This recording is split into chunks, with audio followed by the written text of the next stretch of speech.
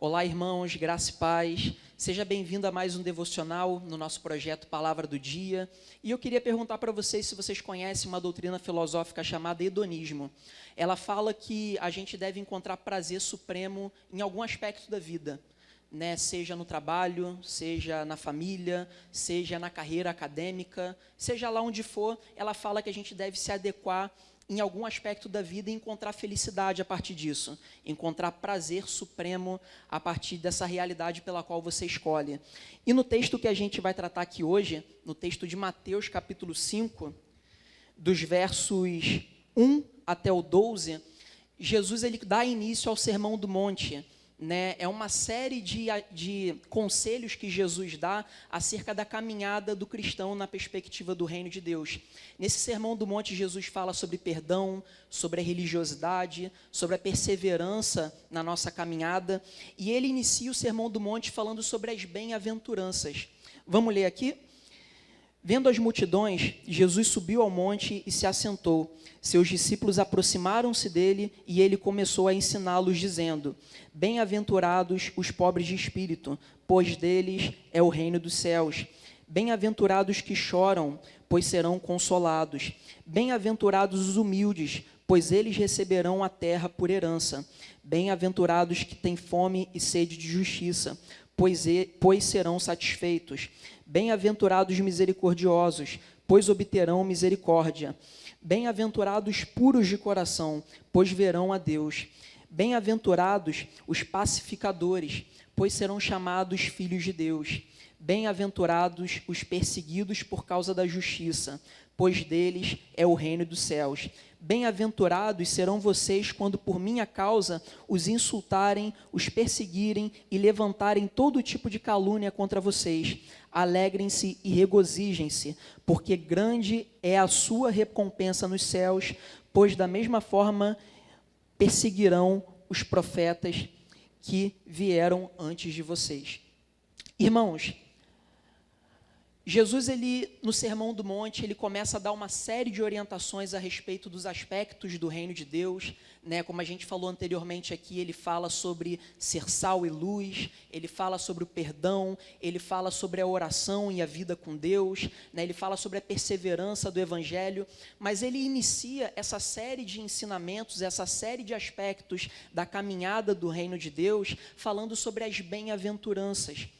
E Jesus ele não começa falando sobre as bem-aventuranças de forma aleatória, né? Ele fala sobre as bem-aventuranças porque dificilmente a gente vai viver todos esses aspectos do reino de Deus se a gente não encontrar verdadeiro prazer na presença do Eterno.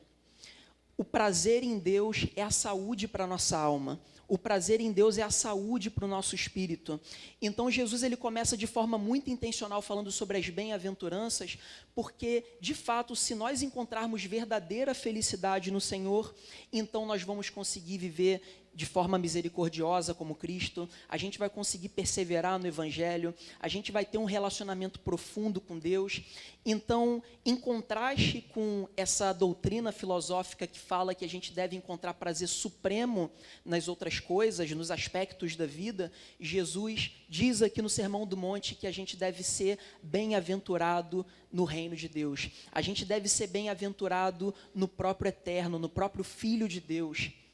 E não sei se vocês repararam, mas na primeira bem-aventurança, Jesus ele diz o seguinte: Bem-aventurados os pobres de espírito, pois deles é o reino dos céus. Jesus ele também não faz essa afirmação em primeira instância de forma aleatória. Ele fala que bem-aventurados são os pobres de espírito porque ele coloca de forma contrastante a nossa realidade mediante a realidade dele. A gente não consegue ter acesso ao reino de Deus se a gente não se colocar como pobre espiritualmente. Ou seja, a gente não pode se render diante de Deus se a nossa vaidade, se o nosso orgulho, se as nossas preconcepções acerca da vida, elas continuam cheias de si mesma. né, continuam inflamadas. Então Jesus ele começa a primeira bem-aventurança dizendo que a gente deve se colocar como pobre de espírito, porque dessa forma a gente vai receber o reino de Deus, porque é só se colocando como pobre diante da presença de Deus, entendendo que a gente não tem absolutamente nada para poder oferecer, que a gente vai encontrar a verdadeira felicidade. E de forma também contrastante essa doutrina filosófica, a gente não encontra a felicidade tentando encontrar aquilo que a gente pode se adequar. A gente encontra a felicidade se esvaziando de si mesmo, se esvaziando das nossas concepções. Jesus ele fala sobre uma série de bem-aventuranças, falando que a gente deve ser misericordioso, que a gente deve chorar, que a gente deve se alegrar na perseguição, mas a gente só vai verdadeiramente encontrar toda essa felicidade, toda essa realidade, se em primeira instância, quando Jesus fala sobre a bem-aventurança, a gente se esvaziar de si mesmo. A felicidade, ela é um engano quando a gente acha que vai conseguir ela na força do nosso braço. A felicidade é um engano quando a gente acredita que todos esses aspectos da vida que eu falei, do trabalho, da família, da carreira acadêmica, ou seja lá o que for, a gente vai se enganar acerca dessas coisas quando a gente trata elas como se fosse um fim em si mesmo. A gente pode ser feliz nessas coisas, mas quando verdadeiramente a gente centraliza o Deus de todas as coisas no nosso coração, entendendo que a gente deve se esvaziar para de fato encontrar a verdadeira felicidade e ter um relacionamento saudável com todas essas coisas. Amém, irmãos? Que de fato a gente possa encontrar felicidade no Senhor, que de fato a gente possa entender que essa felicidade, ela só é usufruída, ela só é experimentada quando a gente se esvazia de si mesmo, entendendo que nós somos pobres e precisamos das riquezas do Evangelho e do Reino de Deus. Amém? Vamos orar? Senhor, em nome de Jesus, Pai, tem misericórdia, Pai. Tem misericórdia porque muitas vezes nós queremos encontrar a nossa felicidade nas coisas desse mundo, nós queremos encontrar felicidade em coisas passageiras, em coisas transitórias, em coisas que estão sujeitas ao fracasso.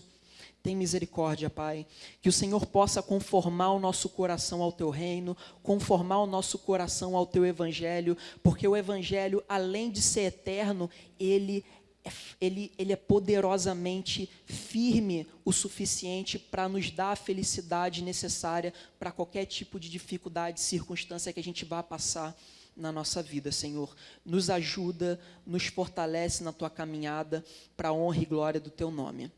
Amém. Irmãos, Deus abençoe o seu dia, Deus abençoe a sua família, a sua casa, a sua semana. E na próxima semana a gente tem mais um devocional no nosso projeto Palavra do Dia. Amém? Deus abençoe.